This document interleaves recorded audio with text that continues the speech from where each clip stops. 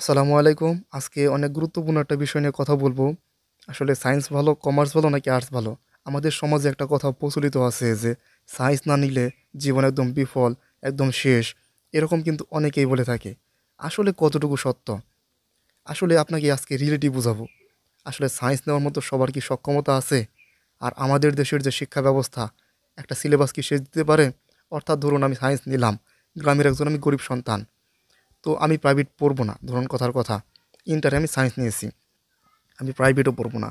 তো আমাদের যে বাংলাদেশের যে টপ কলেজগুলো আছে, নটরডেম, হলিক্রস, সেইখানকার শিক্ষার্থীদেরকে আপনি যদি জিজ্ঞাসা করুন, তাহলে তারাও বলবে যে আমাদের সিলেবাস সম্পূর্ণ শেষ হয় না।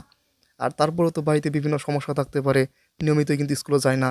আর গ্রামের যেগুলো কলেজগুলো, সেখানে তো সেরকম ভালো মানের শিক্ষক পাওয়া যায় না। অর্থাৎ বাংলাদেশে যেখানে সর্বোচ্চ যেসব কলেজ আছে, সেইখানেই যেখানে সম্পূর্ণ বই শেষ দিতে পারতেছে না, সেইখানে গ্রামের কলেজের অবস্থা তো আরও নাজুক। অর্থাৎ বুঝতেই পারতেছেন, একটা গ্রামের একজন গরিব ঘরের শিক্ষার্থী, সে কিন্তু শুধু প্রাইভেট না পড়ে সায়েন্সের সাবজেক্টগুলো বুঝতে পারবে না। সম্ভব না এটা।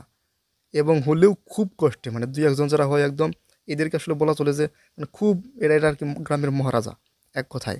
কারণ তারা যে কষ্টে পড়াশোনা করে, ভালো সায়েন্স নিয়ে পড়াশোনা করে পাশ করে, ভালো একটা রেজাল্ট করে ভালো বিশ্ববিদ্যালয়ে চান্স পায়, এদেরকে তাই বলা উচিত।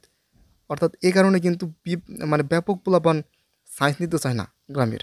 এটা একটা রিয়েলিটি বলতেছি। অর্থাৎ টাকার অভাবে, এক কথায় বলতেছি, টাকার অভাবে। এরপর যদি বলি কমার্স আর আর্টস, এই দুইটা কি খারাপ?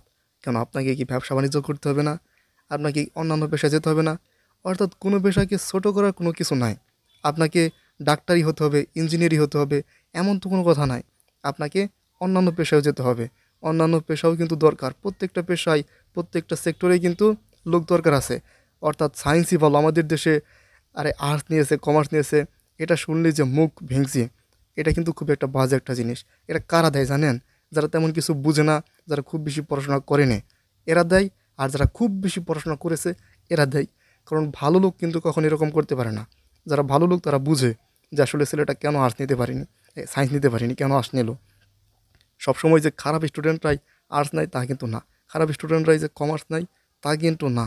এরকমটা ভাবা বন্ধ করুন। অর্থাৎ আমাদের মানসিকতা কিন্তু অবশ্যই চেঞ্জ করতে হবে। সায়েন্সও ভালো, কমার্সও ভালো, এবং আর্টসও ভালো, তার নিজ জায়গা থেকে। তো এতটুকু ছিল আজকে বলার। সকলকে আসসালামু আলাইকুম।